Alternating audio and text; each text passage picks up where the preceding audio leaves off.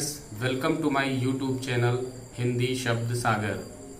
आइए आज अर्थालंकारों पर हम दूसरी वीडियो बना रहे हैं। आपको इससे पहले मैंने अर्थालंकार पर एक वीडियो बना के दी है और शब्दालंकारों पर भी हमने वीडियो बना दी है।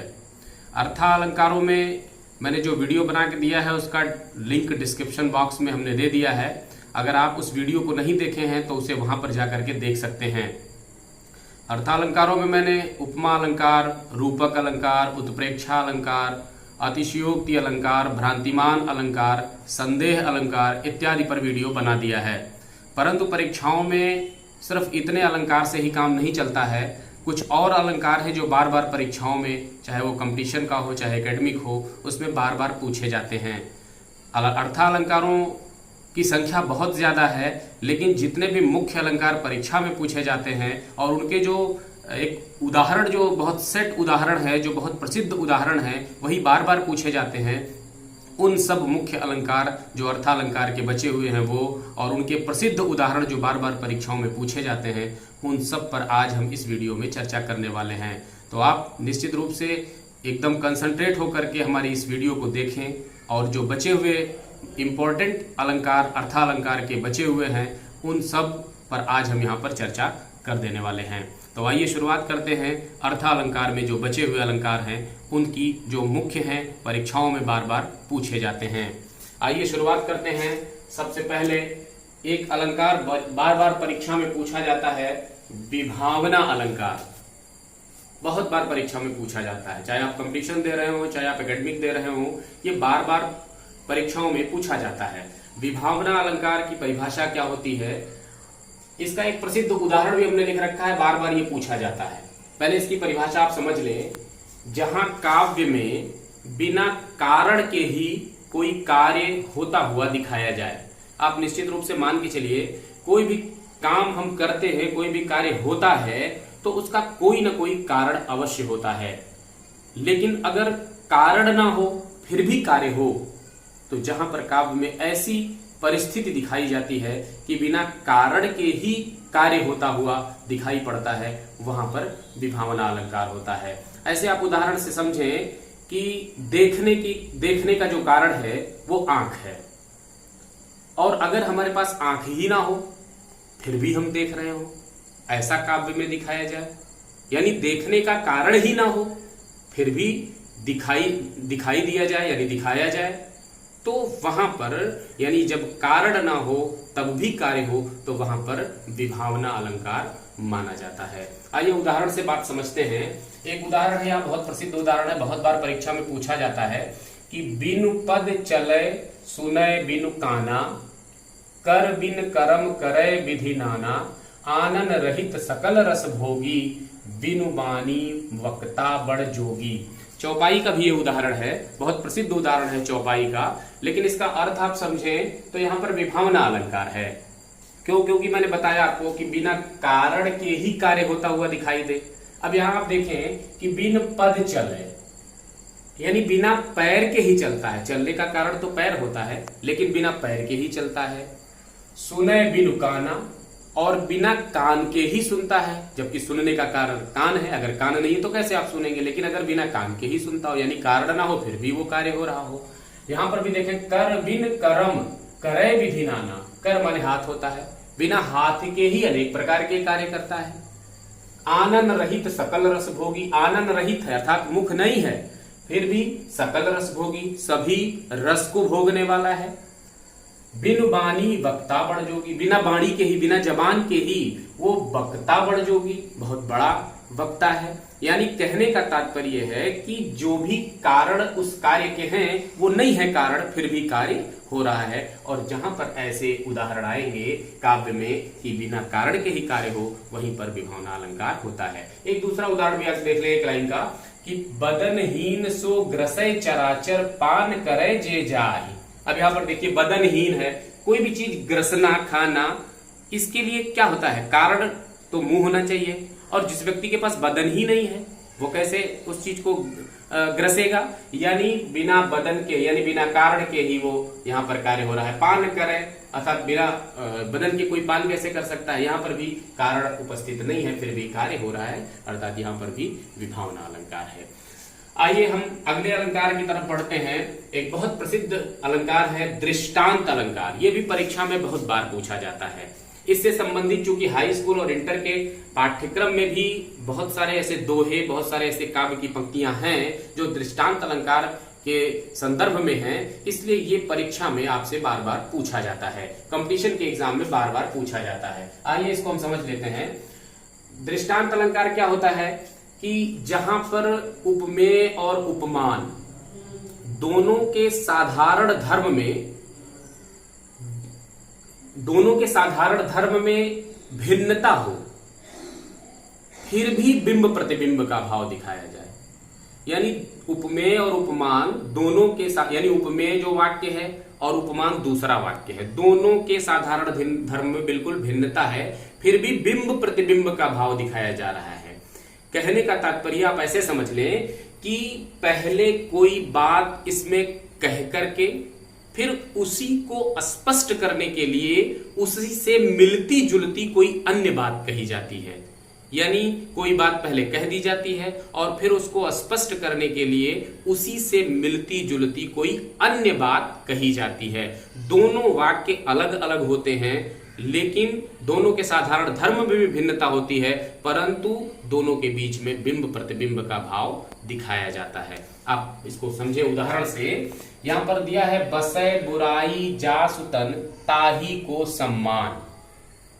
अब ये देखिए, यहां पर ये बात दूसरी है और फिर उसी से इसी बात को सिद्ध करने के लिए उसी से मिलती जुलती अन्य बात यहां पर कही गई है।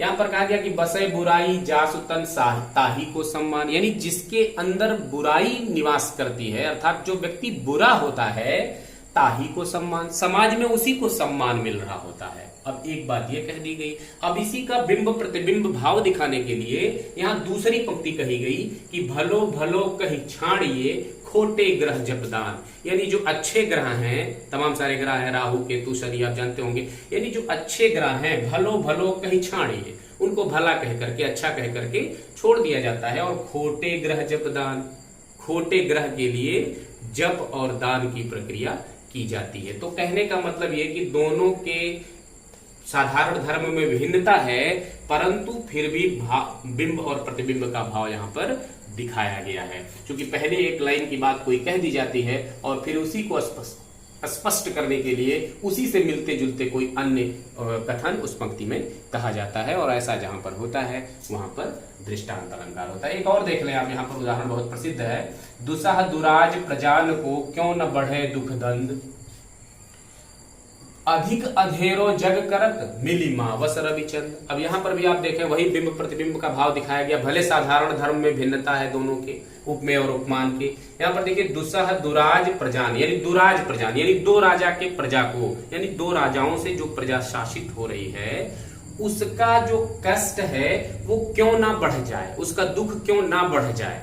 अब उसी बात को सिद्ध करने के लिए उससे मिलती जुलती दूसरी बात यहाँ पर कही गई, अधिक अधेरो जग कर, अधिक अंधेरा संसार में छा जाता है जब मिलिमा वस रवि चंद्र, जब अमावस्या के दिन रवि और चंद्र मिल जाते हैं, अर्थात रवि यानी सूर्य और चंद्रमा जब अमावस्या के दिन मिल जाते हैं तो संसार में अधिक अंधेरा हो जाता है। ठीक वैसे ही यहाँ पर उसी बात को सिद्ध करने के लिए बात कही गई कि दो राजा यहाँ रवि और चंद्र को दो राजा मान सकते हैं आप, यानी दो राजा की प्रजा का दुख और जो कष्ट है वो इसी नाते बढ़ जाता है, ये कहने का तात्पर्य है। जबकि दोनों के साधारण धर्म में भिन्नता है, फिर भी बिंब और प्रतिबिंब का भाव दिखाया गया। और एक आध उदाहरण देख ले, बहुत ही प्रसिद्ध अलंकार है।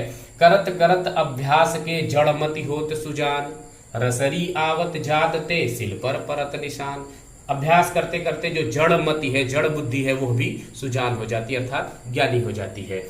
ठीक, अब यहाँ उसी बात को सिद्ध करने के लिए अन्य बात मिलती जुलती यहाँ पर देखिए कही गई कि रसरी आवत जाते सिल पर परत निशान। जैसे सिल पत्थर हो और उस पर रस्सी बार बार अगर रगड़ करे, घर्षण करे, तो उससे उस पर निशान पड़ जाते हैं। अब इस बात को यहाँ पर सिद्ध करने के लिए उससे मिलती जुलती अन्य बात कही गई है, जबकि साधारण धर्म में भिन्नता है, फिर भी बिंब प्रतिबिंब का भाव दोनों के बीच में दिखाया गया है। एक और देख ले उदाहरण, कबीर हरि रसियों पिया, बाकी रही न था, पाका कलश कुम्हार का, बहुरी न चढ़ई चार। कबीर इस प्रकार से आप देखेंगे, इसमें भी वही है कि कबीर ने हरि का रस इस प्रकार से पी लिया है कि उनकी प्यास ही बाकी नहीं रह गई है। जैसे कोई कुम्हार का जो घड़ा है, जब वो पक जाता है तो फिर दोबारा उसको चाक पर चढ़ाने की आवश्यकता नहीं होती है। पाका कलश कुम्हार का, बहुरी न चढ़ई चार। इस प्रकार आइए अब हम एक और अलंकार बहुत ही प्रसिद्ध है, अनन्वय अलंकार, इसकी चर्चा कर लेते हैं। ये बड़ा ही आसान है, इसका कॉन्सेप्ट आप एक बार समझ लें, इसमें कहीं कोई दिक्कत नहीं है, लेकिन परीक्षाओं में पूछा जाता है कि जहां प्रसिद्ध उपमान के अभाव में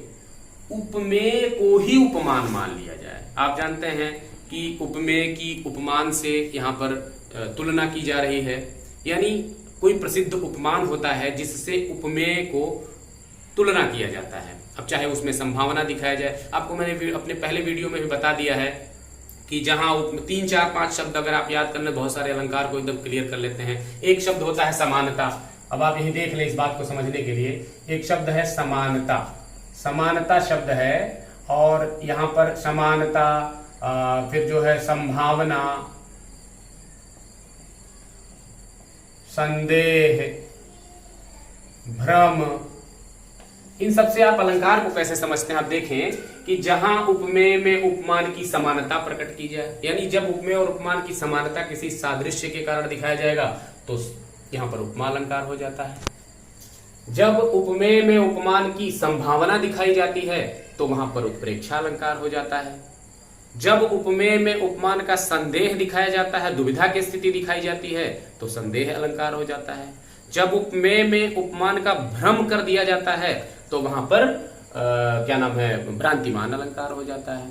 इस प्रकार भ्रांतिमान अलंकार या भ्रम, यहां पर भ्रांतिमान अलंकार हो जाता है, यानी जब उपमेय में उपमान का भ्रम हो जाए तो भ्रांतिमान अलंकार हो जाता है। उसी प्रकार यहां पर आप देखें कि उपमेय का उपमेय और उपमान, यानी उपमान का अगर अभाव हो, यानी कोई प्रसिद्ध उपमान ही ना हो, तो फिर क्या करते हैं अनन्वय अलंकार में कि उसी उपमेय को ही उपमान मान लेते हैं।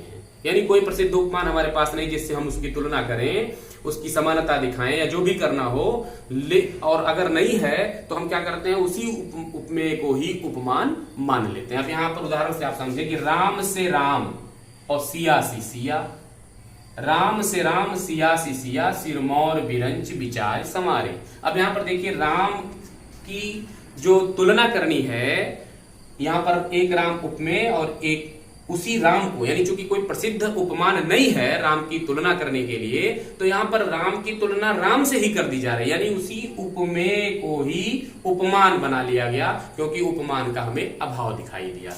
यहां पर देखिए राम से राम और सिया सी सिया, यानी राम के समान राम है और सिया के समान सिया है, यानी और कोई प्रसिद्ध उपमान नहीं है, यहाँ उपमान का अभाव है, इसलिए उपमेय को ही उपमान बना दिया गया।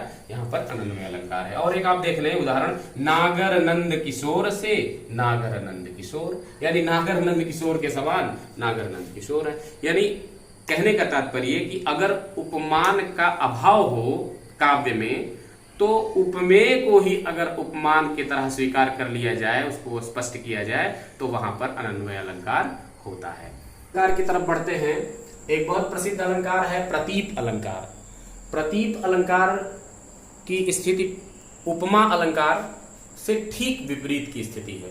उपमा अलंकार में आप देखते हैं कि किसी प्रसिद्ध उपमान से उपमेय की समानता दिखाई जाती है, लेकिन जो प्रतीप अलंकार है उसमें उपमान को उपमेय के समान बताया जाता है, यानी जो प्रसिद्ध उपमान है उसी को उपमेय के समान बताया जाता है, ना कि उपमेय को उपमान के समान। तो ठीक उपमा अलंकार से विपरीत स्थिति होती है। यहाँ पर जो प्रसिद्ध उपमान है उसी को उपमेय के समान बताया जाता है। उदाहरण से आप बात समझें कि उसी तपस्वी से लंबे थे देवदारू दो चार खड़े। अब देवदारू का जो पेड़ है वो लंबा है, एक प्रसिद्ध उपमान है। अब उस प्रसिद्ध उपमान को उपमेय के समान बताया जा रहा है, उसी तपस्वी से लंबे, अर्थात उसी तपस्वी के समान लंबे दो चार देवदारू के पेड़ खड़े थे। जबकि उपमा अलंकार में देवदार के समान जो दो तपस्वी खड़े थे, इस तरह से कहा जाता बात, लेकिन यहाँ पर उसकी ठीक विपरीत की स्थिति दिखाई जा रही है, यानी उपमान को उपमेय के समान बताया जा रहा है। आइए दूसरा उदाहरण देख लें। उतरी नहाए जमुन जल जो शरीर सम श्याम। यमुना का जो जल है वो श्याम रंग का माना गया है, काले रंग का माना गया है, उसका पानी काला माना जाता है। ये प्रसिद्ध उपमान है। कृष्ण जी का शरीर भी सांवला है, लेकिन अगर उपमा अलंकार होता तो कृष्ण जी के शरीर को यमुना के काले रंग के समान बताया जाना चाहिए, क्योंकि वो प्रसिद्ध उपमान है यमुना का जल। लेकिन यहां पर आप देखें कि उतरी नहाए जमुन जल जो शरीर सम श्याम, यानी यमुना का जो जल है वो किसके समान है? शरीर सम श्याम, यानी वो कृष्ण जी के, श्याम जी के शरीर की तरह है। अर्थात यहाँ पर उपमान के रूप में सिद्ध किया गया है श्याम जी को, यानी जो प्रसिद्ध उपमान है, उपमान को ही उपमेय के समान बताया जा रहा है। आइए और एक देख लें। प्राची दिशि शशि उग्यो सुहावा, सिय मुख सरिस देख सुख पावा। अब यहाँ पर आप देखें प्रसिद्ध उपमान है, किसी के मुखड़े को चंद्रमा के समान सुंदर बताया जाता है, चंद्रमा के समान दिखाया जाता है। लेकिन यहाँ पर आप देखें सिय मुख सरिस, और कौन है? शशि, यानी चंद्रमा को ही सीय मुख सरिस, सीय मुख अर्थात सीता जी के मुख के समान बताया गया, यानी जो प्रसिद्ध उपमान है उसी को उपमेय के समान बताया जा रहा है। आइए एक और अलंकार है विरोधाभास अलंकार। विरोधाभास अलंकार क्या होता है कि काव्य में वास्तविक विरोध ना हो फिर भी विरोध का आभास दिखाया जाए, यानी उस कविता में वास्तविक विरोध नहीं होता है लेकिन विरोध का आभास दिखाया जा रहा होता है। आप देखें उदाहरण से कि या अनुरागी चित्त की गति समझे नहीं कोई, ज्यों ज्यों बूढ़े श्याम रंग त्यों त्यों उज्जवल होय। यानी यहाँ पर बिहारी का ये दोहा है कि इस अनुरागी चित्त की अर्थात इस प्रेमी हृदय की दशा को कोई नहीं समझ सकता है। कहते हैं आगे कि ज्यों ज्यों बूढ़े श्याम रंग, ये जैसे जैसे काले रंग में डूबता है, श्याम माने काला भी होता है, तो जैसे जैसे काले रंग में डूबता है त्यों त्यों उज्जवल हो, तैसे तैसे ये सफेद हो जाता है। यहाँ तो विरोधाभास दिखाई पड़ रहा, लेकिन वाकई विरोधाभास नहीं है, यहाँ पर सिर्फ विरोध का आभास दिखाया गया है। यहाँ पर बात इसका अर्थ समझे कि ज्यों ज्यों बूढ़े श्याम रंग, जैसे जैसे ये श्याम रंग में डूबता है, यहाँ काले से अर्थ नहीं है, यहाँ पर जैसे जैसे वो कृष्ण के रंग में डूबता है, अर्थात कृष्ण भक्ति में जैसे जैसे चित्त डूबता है, मन डूबता है, त्यों त्यों उज्जवल होय, वैसे वैसे वो उज्जवल होता जाता है, अर्थात वो पवित्र होता जाता है। जब भी हमारी भक्ति में मन हृदय लगेगा तब वो हमारे मन की बुराइयों को दूर करेगा और हम धीरे धीरे पवित्रता की ओर बढ़ेंगे। यह बात यहाँ पर कही गई है कि जैसे जैसे वो श्याम रंग में डूबता है अर्थात कृष्ण भक्ति में डूबता है, वैसे वैसे वो पवित्र होता चला जाता है। आगे आइए। सुलगी अनुराग की आग वहां, जल से भरपूर तड़ाग जहां। अब जल से भरपूर तड़ाग होगा तो वहां आग तो लगेगी नहीं, लेकिन यहाँ पर वास्तविक विरोध नहीं है, फिर भी विरोध का आभास दिखाया जा रहा है। वास्तविक विरोध क्यों नहीं है? क्योंकि अनुराग की आग है, यहाँ पर प्रेम की आग है। प्रेम की आग वहीं पर होगी जहां पर तरलता होगी, तरलता अर्थात यहाँ प्रेम को कहा गया है। सहृदय होगा जो हृदय, उसी में तो अनुराग की आग भड़क सकती है, अर्थात जल से परिपूर्ण यानी प्रेम से परिपूर्ण, सहृदयता से परिपूर्ण जो तड़ाग है वहीं पर जो प्रेम की आग है वो सुलग सकती है। यहाँ पर भी वास्तविक विरोध नहीं, लेकिन विरोध का आभास दिखाया जा रहा है। आगे आइए। एक और प्रसिद्ध अलंकार है, परीक्षा में बहुत बार पूछा गया है, व्यतिरेक अलंकार। व्यतिरेक अलंकार क्या होता है? ये भी ठीक प्रतीप अलंकार की ही तरह आपको दिखाई पड़ता है, लेकिन थोड़ा अंतर है। इसमें क्या था कि उपमान को उपमेय के समान बताया जा रहा था, लेकिन यहां पर उपमेय को उपमान से श्रेष्ठ बताया जाएगा और उसका कारण भी दिया जाएगा। यानी जहां काव्य में उपमेय को उपमान से श्रेष्ठ बताया जाए और उसका कारण भी दिया जाए, वहां पर व्यतिरेक अलंकार होता है। उदाहरण से बात समझे। का उपमा तुहि देई मयंकु, वह निकलंकी तू सकलंकु। अब यहां पर आप जानते हैं चंद्रमा में दाग माना जाता है, कलंक माना जाता है। यहां पर कहा गया कि का उपमा तुहि देई मयंकु, अर्थात हे चंद्रमा तुम्हारी क्या उपमा दूं, अर्थात उसके मुखड़े से क्या उपमा दूं।